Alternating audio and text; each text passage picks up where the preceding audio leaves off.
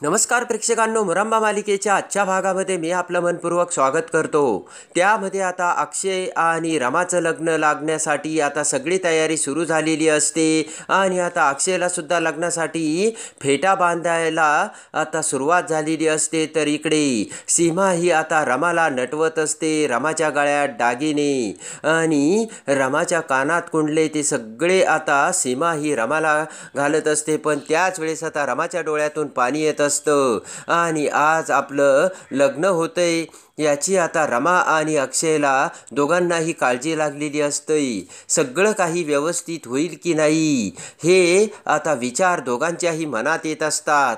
आणि आता रमा तिचे दोन्ही हात पुढे करत रमा ही रडू लागते. तर सीमा आता रमाला मिठीत घेत रमाला आधार देते आणि त्यानंतर आता रमा ही अक्षयकडे येते. अक्षय हा समोर आरशासमोर बसलेला असतो आणि अक्षयने सुद्धा आता फेटा घातलेला असतो. रमाने आता मंडोळ्या बांधलेल्या असतात आणि अक्षयचा खाली पडलेला पंचा आता रमा ही अक्षयच्या खांद्यावर टाकते आणि त्यानंतर आता रमा ही पुन्हा तिच्या आता रूममध्ये येते. तर आता इकडे रमाने आता नाकामध्ये सुद्धा दागिने घातलेले असतात. तर पाठीमागून अक्षय तिथे येतो आणि आता इकडे रमासमोर मंडोळ्या असतात. तर इकडे आनंद हा अक्षयला सजवत असतो. तर तेवढ्यात आभ्या तिथे येतो. तर अक्षय आता आभ्याकडे बघतो तेव्हा आता आभ्याने सुद्धा आता अक्षयला धीर दिलेला असतो आणि आता इकडे सीमा ही रमाला घेऊन तर आनंद आणि आभ्या ही अक्षयला घेऊन आता मंडपात येतात.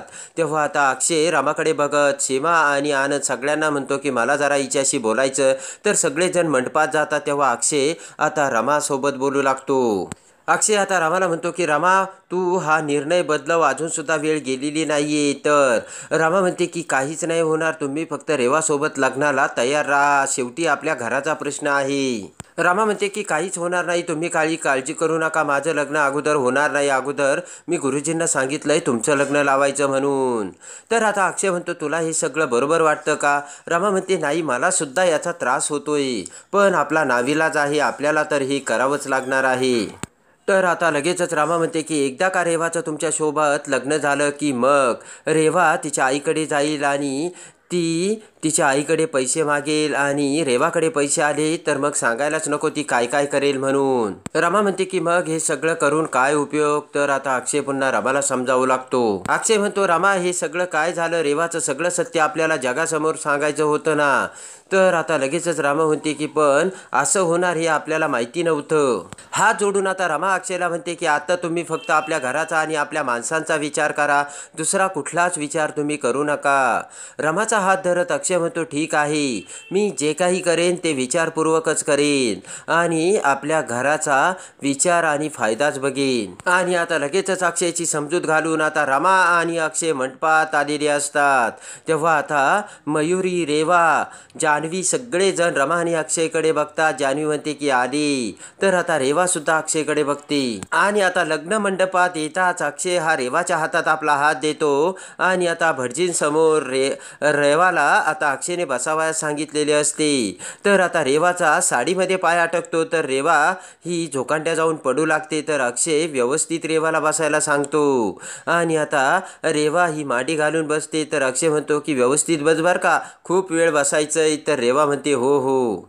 त्यानंतर आता अक्षयला हात बंद करून आता भटजी हे मंत्र म्हणू लागतात. तर आता रेवाने अक्षयच्या हाताला हात लावलेला असतो आणि त्यानंतर आता भटजी हे मंत्र म्हणत आता अक्षयला ते सगळे प्रसाद आता अग्निकुंडात टाकायला सांगतात. तर अक्षय तसं करतो. पटकन आता रेवाच्या हाताला चटका बसतो आणि रेवा हात बाजूला घेते. तेव्हा आता आई, आजी आणि शशिकांत सगळेजण अवाक होऊन रेवाकडे बघू लागतात. तर रेवा म्हणते चटका बसला अक्षय मला.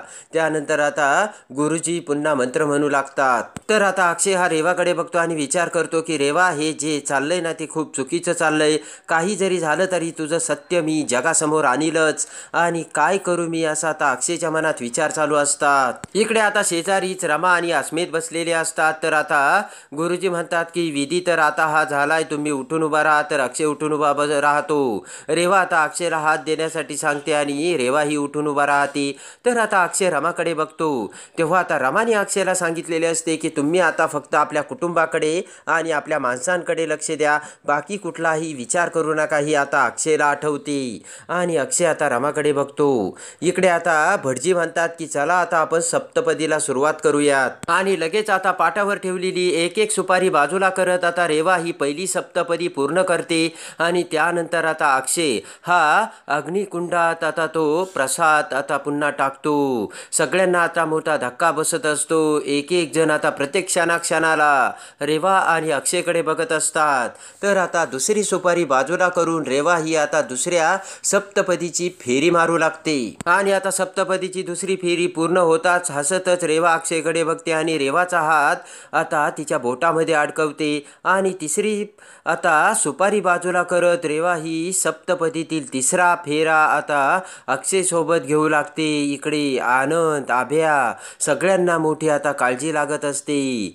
अक्षयने रेवाच्या हातात हात दिल्याचे बघून रमाला सुद्धा खूप वाईट वाटत असते आणि रमाचा जीव आता वर खाली होत असतो. तर आता लगेचच असे आता हसतच रेवा आणि अक्षय सप्तपदीचे 7 फेरे पूर्ण करतात. आणि त्यानंतर आता भटजी म्हणतात की आता हा विधी झालाय, आपण पुढच्या विधीला सुरुवात करू, असे म्हणत आता भटजी अक्षय आणि रेवाला पाटावर बसायला सांगतात. रेवा आणि अक्षय बसताच आता लगेचच भटजी त्यांच्याकडचे मंगळसूत्र आता बाहेर काढून त्या मंगळसूत्रामध्ये हळदी कुंकू भरतात. आणि भटजी आता अक्षयला म्हणतात की चला आता नवऱ्या मुलीला मंगळसूत्र घाला, असे म्हणत आता भटजी ते मंगळसूत्र अक्षयच्या हातात देतात. अक्षय आता त्या मंगळसूत्राकडे बघतो आणि लगेचच अक्षय आता रमाकडे बघतो. आणि आता सगळेजण अक्षयकडे बघत असतात. अक्षयने मंगळसूत्र हातात घेतलेले असते आणि त्यानंतर अक्षय ते मंगळसूत्र आता रेवाच्या गळ्यासमोर धरतो. तर आता इकडे सगळ्यांचा जीव भांड्यात पडत असतो. अक्षय आता रेवाला मंगळसूत्र घालणार की काय हे आता सगळेजण बघत असतात. आणि ते मंगळसूत्र आता रेवाच्या गळ्यासमोर धरत अक्षय विचार करत असतो. तेव्हा आता रेवा म्हणते की अक्षय अरे काय झालं, घाल ना मंगळसूत्र. तेव्हा आता अक्षय फक्त रेवाकडे बघत असतो. तर आई आजी म्हणते की अक्षय अरे बघतोयस काय, घाल ना तिच्या गळ्यात मंगळसूत्र. रेवा म्हणते काय झालं अक्षय, तू थांबलास का, घाल ना माझ्या गळ्यात मंगळसूत्र. तर आता रेवा म्हणते की अक्षय तुला काय होतंय, घाल ना हे मंगळसूत्र. अक्षय फक्त आता रेवाकडे बघतच असतो. तेव्हा आता भटजी म्हणतात की काय झालं तुम्हाला, घाला ना मंगळसूत्र. तर आता लगेच रेवा म्हणते की अक्षय जर तू हे मंगळसूत्र माझ्या गळ्यात घातलं नाही तर विधी पूर्ण होणार नाहीत, तेव्हा घाल हे अक्षय माझ्या गळ्यात मंगळसूत्र. तेव्हा आता अक्षयने ते मंगळसूत्र रेवासमोर धरलेलं असतं. आणि ज्या वेळेस अर्थाला घेऊन रमा आणि आरती कसे रस्त्याने जात होती त्यावेळेस आता रेवाने सांगितलेल्या ड्रायव्हरने तो टेम्पो कसा आता रमाच्या अंगावर घालायला आणला आणि त्यावेळेस आरती कशी मध्ये आली आणि आरतीचा कसा बळी गेला हे अक्षयला आठवतं.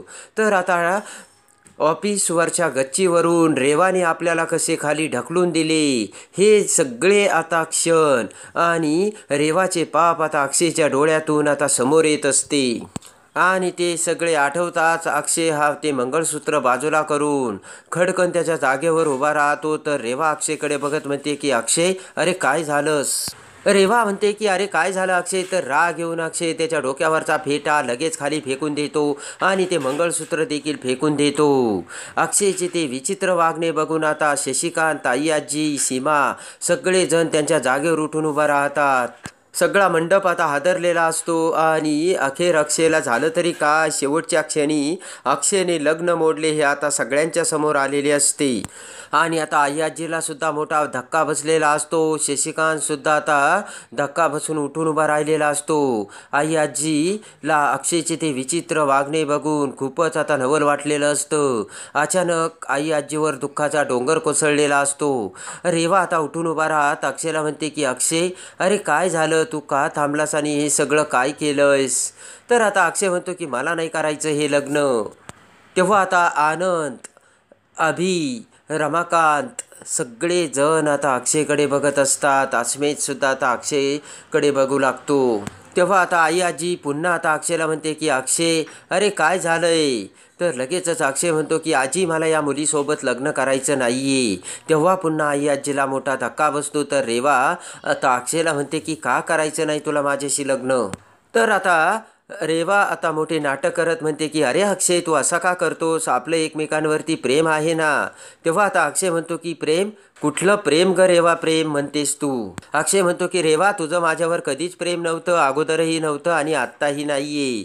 तेव्हा आता रेवाला सुद्धा मोठा धक्का बसत असतो. अक्षय म्हणतो की मुळात स्वतःला सावर तू रेवा, आणि मुळात एवढा चांगुलपणाचा आव तू का आणतेस. आणि लगेचच अक्षय आता रेवा समोर येत म्हणतो की यू आर ब्लडी मर्डरर.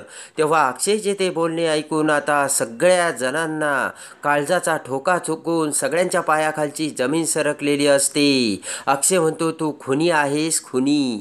तेव्हा सगळ्यांना आता मोठा धक्का बसून मोठे डोळे करत सगळेजण अक्षयकडे बघत असतात. अक्षय म्हणतो की तेव्हा तुझ्यासोबत लग्न करण्याची तर खूप लांबची गोष्ट राहिली, मला तुझ्यासोबत संबंधही ठेवायचा नाही.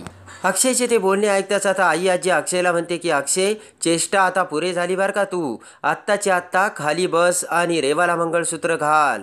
आई आजी गुरुजींना म्हणते की गुरुजी तुम्ही तुमचे मंत्र सुरू करा. तर आता अक्षय आई आजीकडे बघतो आणि लगेचच गाळ्यातलं सगळं फेकून देत अक्षय आई आजी समोर येत म्हणतो की आई आजी एक मिनिट, तुला काय वाटलं मी कुकुला बाळ आहे का. शिक्षकांनी सांगितलं आणि लगेच मुलांसारखं मी ऐकणार आणि तुझं ऐकणार आणि तसंच करणार. आणि आता अक्षय आई आजीला म्हणतो की आई आजी मी माझा निर्णय तुला सांगितला, मला या बाईशी लग्न करायचं नाहीये. तेव्हा आता रेवाला खूप वाईट वाटून मोठा धक्का बसलेला असतो. हिचा खरा चेहरा जगासमोर आणण्यासाठी मी आत्तापर्यंत हे सगळं काही करत आलो, असे आता अक्षय आई आजीकडे बघत बोलतो. शशिकांतला देखील आता मोठा धक्का बसत असतो. अक्षय आता एक एक सत्य बाहेर काढू लागतो. तर आता रामा म्हणते की अहो तुम्ही असं काय करताय, आपलं ठरलं होतं ना आपल्याला हे करावंच लागेल म्हणून. रमाची माफी मागत अक्षय म्हणतो की आय एम सॉरी रामा, पण मला आता हे सगळं सांगावंच लागेल, कारण मी जर हे सांगितलं नाही तर मी खूप मोठ्या चक्रव्यूहात अडकत जाईल. तेव्हा आता रेवा म्हणते की अक्षय तू काय वाटेल ते बोलतोयस, माझ्या मनाला काय वाटत असेल. तेव्हा आता आई आजी म्हणते की रेवा तू जरा शांत हो बरं, आणि तुझं आणि अक्षयचं काही भांडण झालं होतं का. तर रेवा म्हणते की काहीच नाही आई आजी. रेवा म्हणते की आई आजी मलाच काही कळत नाही, हा असा का वागतोय. तर अक्षय म्हणतो मी सांगतो ना आई आजी, मी सगळं सविस्तर डिटेल्स आणि पुराव्यासकट तुला सगळं काही सांगणार. तर आता आई आजी म्हणते की अरे अक्षय बाबा सांगणारे नेमकं काय झालंय ते. हे बघ अक्षय मला माहिती आहे कधी रेवा वेड्यासारखी वागते. तर अक्षय म्हणतो करेक्ट आई आजी. अक्षय म्हणतो की कधीतरी नाही भरपूर वेळे ती वेड्यासारखे वागते. तर आता अभ्याच्या डोळ्यातून पाणी आणि अश्रू बाहेर पडत असतात. तर आता अक्षय रेवासमोर येतो आणि लगेचच म्हणतो की ही भरपूर वेळा वेड्यासारखी वागते, पण वेड्यासारखी वागणारी माणसे मर्डर करत नाही. तेव्हा आता आई आजी आणि शशिकांतला मोठा धक्का बसलेला असतो. तर आता रेवा रडण्याची नाटक करत म्हणते की मी असं काहीच केलेलं नाही अक्षय, तू माझ्यावर असा आळ का घेतोस. तर आता अक्षय म्हणतो की अजूनही तू वेड्याचंच सोंग आणते आणि वेड्याचंच नाटक करतेस का. अक्षय म्हणतो रेवा एवढं नाटक करू नकोस, कुणाला तरी घाबर. तर आता अक्षय म्हणतो की रेवा तुला काय वाटलं माझी खरंच मेमरी गेली होती का, पण माझा मेमरी लॉस कधीच झाला नव्हता.